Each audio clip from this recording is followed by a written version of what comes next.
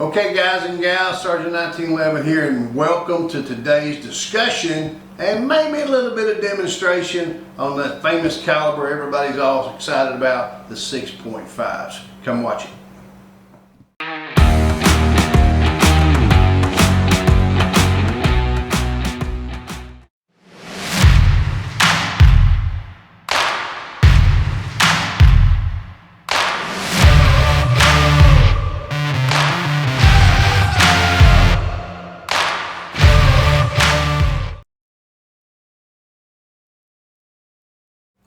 Okay everybody, before we get started here, I have to do the necessities. Thank you for subscribing to the channel. I really do appreciate it. If you have not subscribed, please do. Click the little notification, whether you're on this side or that side or whatever, so you get a notification when we do another video. Also, please go check out sgt1911.com. We've got some things out there I think you'll enjoy. And remember, a portion of all that goes to the St. Jude's Children's Research Hospital. So you're going to help out a lot of people. Okay, let's get down to what we're talking about. We're going to talk about some of these 6.5 caliber bullets that everybody's so up in arms about. In particular, everybody was all on fire about the 6.5 Creedmoor. And then we got the 6.5 PCR precision rifle cartridge. You know, they're all shooting a 6.5 bullet. Now, I may be off just a little bit, but I think the 6.5 bullet is the same diameter as the 270 Winchester. So, 270 Winchester goes back somewhere into the 1950s. But let's go back just a little bit further. 6.5 Jap and the 6.5 Swede. This thing goes back to around the turn of the century. So the Swedes and the Japanese have the 6.5 down pat. What, 50 plus years before the United States ever even thought about it. Now I'm going to jump and I'm going to go to the 6.5 Creedmoor, which everybody's all up in arms about. This is the 6.5 Creedmoor. Remember, that bullet diameter is about the same size as the 270, but look how much longer it is. I think this is a 230 grain 6.5 Creedmoir. Everybody's talking about the distance and the ballistics coefficient, and I'm going to let you read all about that all yourself. I'm going to get to my toy. So, the 6.5 Creedmoor come out in about 2008, specialized for long distance precision competition and stuff like that. But between these two, turn of the century, 2008, what come out first? The 6.5 Grendel. Now, this was in 2003, the 6.5 Grendel. We still got the same diameter bullet, but we're a little bit shorter. And now we're going to do a little bit of history on why we got the 6.5 Grendel. Bill Alexander, if you'll remember, I have the 50 Beowulf, the poem. The same guy that developed the 50 Beowulf, Bill Alexander, developed the 6.5 Grendel, which is another character I believe in the poem. Now, why did he want to do a 6.5 Grendel? He wanted to do a 6.5 Grendel because when we get over in Afghanistan and Iraq in the desert out there, the 5.56 M4s, M16s and such, ARs just don't have enough thump to do what we needed it to do. So he wanted a bullet that would perform a little bit better in the AR-15 size platform without going up to the AR-10s, which the 6.5 Creedmoor goes in AR-10, the 6.5 Grendel goes in AR-15. So what does he do? Well, they get together and they decide that that 6.5 bullet, which is longer, it does really good for the ballistics coefficient, really travels good, really is a good shooter. So he goes and copies basically a Russian bullet. This is a 7.62 by 39, and look how similar. I'm going to set them right here and see if we can get them tuned in. Very, very similar in size. This is a little bit bigger diameter than this one, but the casings are about the size, which, common sense would tell us a little bit more powder in the same size case with a small bullet is going to give this one a little bit more velocity, a little bit more speed. It's not going to drop and die off as fast. So what we end up with in 2003, 5 years before the 6.5 Creedmoor, we get the 6.5 Grendel to go into AR-15s. Here's the regular 223. We're going to set this down and zoom in again here. And here's the 6.5 Grendel. You'll look at that overall length of the bullet is about the same, but that case is a lot fatter, and we can get a little bit more in that shorter case. Wider, shorter case, so we're going to get more pressure in that case, forcing this different shaped projectile down that barrel at a whole lot better velocity and a whole lot more power. So, all that said, Sarge 1911 in the desk drawer in the shop right here in the hideout. You know, we got AR parts laying around from this build and that build and here build and there build and everywhere build. Well, Palmetto State Arms, and this is a good thing, guys. Sign up for the email notifications. I know sometimes they're a pain in the butt, but just delete them. But sometimes you come up on a deal. So I'm going to slide around here what my deal's been, and we're going to go through this. This is my new 6.5 Grendel rifle. It's on an AR-15 build. Now, we'll go over it just a little bit. I had an AR-15 lower, which was an Anderson. I picked up sometime a couple years ago and just threw it in the safe. And then I get an email from maybe Midway USA or somebody where they have a parts kit on sale for $41. So I buy a parts kit and I throw it in the drawer. Well, I've got a leftover charging handle and I throw one in the drawer. I've got a butt stock that I had to change out on another rifle. I throw it in the drawer. And then lo and behold, I get an email from Palmetto State Arms that says, look, we got this new AR-15 upper and it's chambered in the 6.5 Grendel and it comes with a Vortex scope and it's on sale. So here's my opportunity to finally put together some pieces I have around other places and I build my own 6.5 Grendel rifle. And we'll look at it real quick. It's a 6.5, it's got an 18-inch barrel, this stainless. It's got nice thin, I believe it's the M-Lock free-floated barrel hand grip bar on it. It's got, the magazine is specific for a 6.5 Grendel. Now I did have to order that. I did order a 6.5 Grendel magazine. And the scope is a Vortex, see, what is this? 3 by 12 or something, I don't know. Let me put I don't have my glasses here. I'll straighten it out when we get outside. But you know, I got a hodgepodge. And remember we talked about one time when we did a pistol, it being a Franken gun. This is a Franken gun from day one. Most ARs we build are. You know, not all of this is the same brand. It could be BCMI. This is an Anderson lower. It's got the parts kit, I'm not even sure. It's got a Vortex scope. It's got a Palmetto State Arms upper on it. Who knows what it is? We're just going to go see it go bang.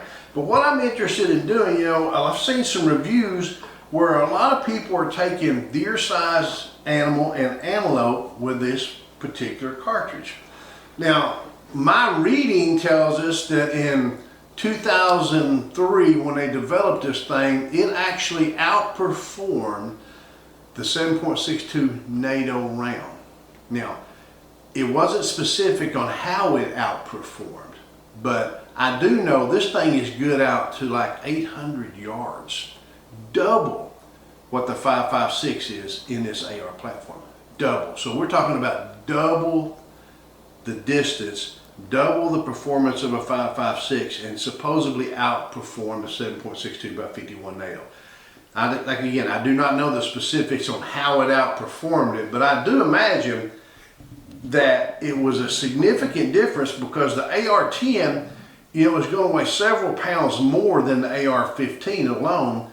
The ammunition being half the size in weight-wise, everything's going to make a lot of difference when you start talking about shipping, management, you know, statistics and things like this. And even then, the combat load of each soldier, I can have twice as many rounds of this as I can the same thing on the 7.62 by 51 NATO.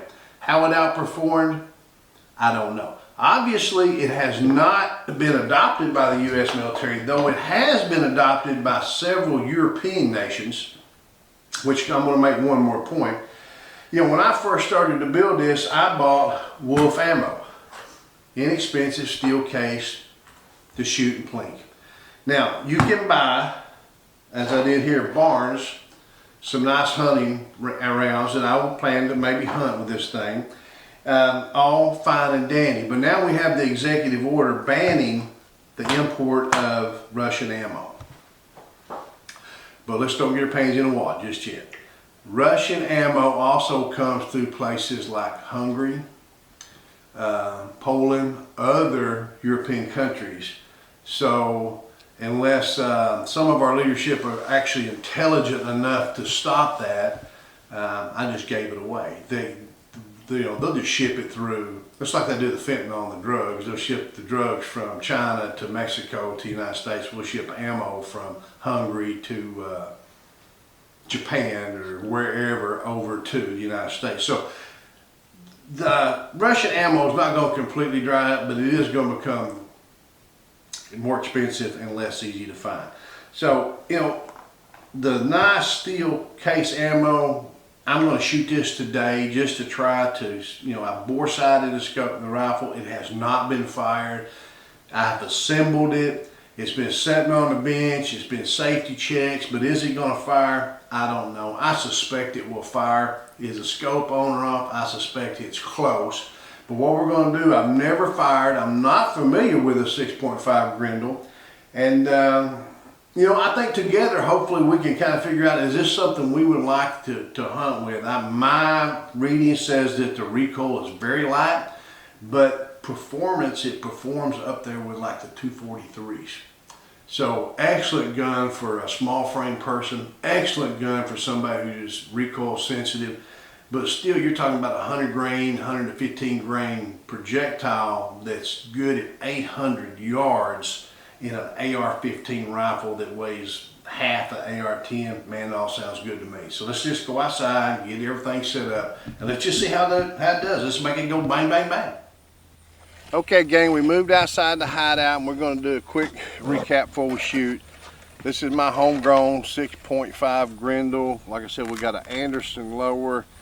I don't even know what the parts kit is, and I looked on it and seen it's got a Black Hawk buttstock. I got the upper receiver from Palmetto State Armory, 18-inch barrel. What else? Vortex 4x12 44. And I'm going to start with shooting some wolf while I still get it, made in Russia. The magazine, when I went to load it, it was a little sticky, so I don't know if that's going to give us a problem or not. What I plan on doing, I'm 100 yards out. I'm going to shoot 3 rounds, and then we'll see what we're doing. I bore sighted it, so let's hope it's on paper. You know, this thing has not been fired yet. Let's just hope that it works. That right there would be success. Well, I'll tell you what, let's do that again.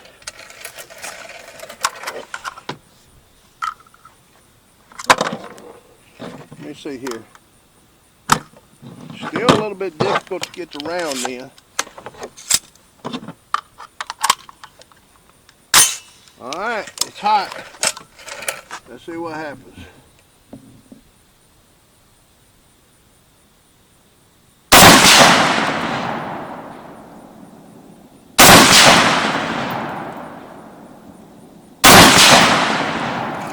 Alright, both locked back, weapon safe. I tell you what, all 3 rounds did go down range. It functions fine. Let's shut the camera off. Let's take a quick walk down. We'll see what kind of group we got, if any, and then we'll come back, make some adjustments, and try some more. All right, guys, you can see it. We had the picture put up for you. That first 3 rounds was pretty good. I'm sure they had one flyer there. There's probably me or my cheap wolf ammo. Who cares, one or the other. So far, I'm really pleased with it. The recoil is really, really gentle. It's easy to stay on target. You know, you're not getting that recoil where you have to reacquire a target. It's there. You know, you should be able to just tear the damn woods up with it, if you know what I'm saying. I mean, I think this thing's going to be a fun. Let me show you. what a regular Barnes ammo looks like. But I did inside, but I want to give you another refresher. This right here is going to be plenty well suited for white-tailed deer, pronghorn. If you wanted to go wolf hunting, coyote, anything in that mid-range, mid-sized game is going to do it. And it's got the performance on it with no recoil. Y'all just be tearing up jack. I'm excited about it. It's working. I may take this to the stand with me this year. I think it'd be a lot of fun. I don't, you like to just get that one shot, one kill thing, aim small, miss small. But if I don't, man, I can get follow-up shots off quick with this thing. I'm pretty pumped about this thing. 6.5 Grendel. This was developed before the 6.5 Creedmoor, specifically for the AR-15 platform. So I tell you what, I've got about probably 9 more rounds. I think this magazine's supposed to hold 10, but guys, how I feel about it, you always load one less. It is a little sticky. I could probably polish that in there a little bit. Let's see if it's going to run 8 more or so, and probably what I'll do is just try to stay on target and cap them off real good. Let's see what we get. All right, it's so hot. Let's go. Let's see if I can get a good rest and try to get in there good and tight.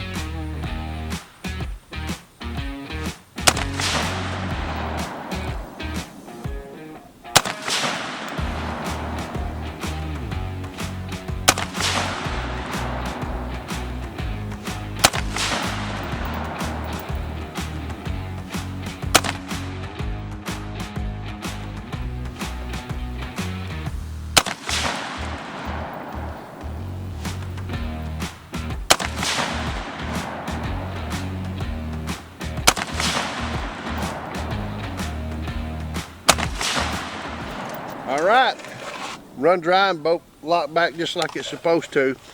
I'm liking it, I'm digging it. It'd probably be better if I get out and spend a little time practicing with it before deer season. And actually, like I say, whatever I'm gonna hunt with, run some through it. Make sure that scope's where I wanna be. Practice, even though it doesn't have but a little bit of recoil, the more practice you can do, of course, it's just like any other game we play. The more you practice, the better you play. So, I guess until we get to shoot again, guys, let's make always, like I say, let's shoot safe, shoot straight. Hooah.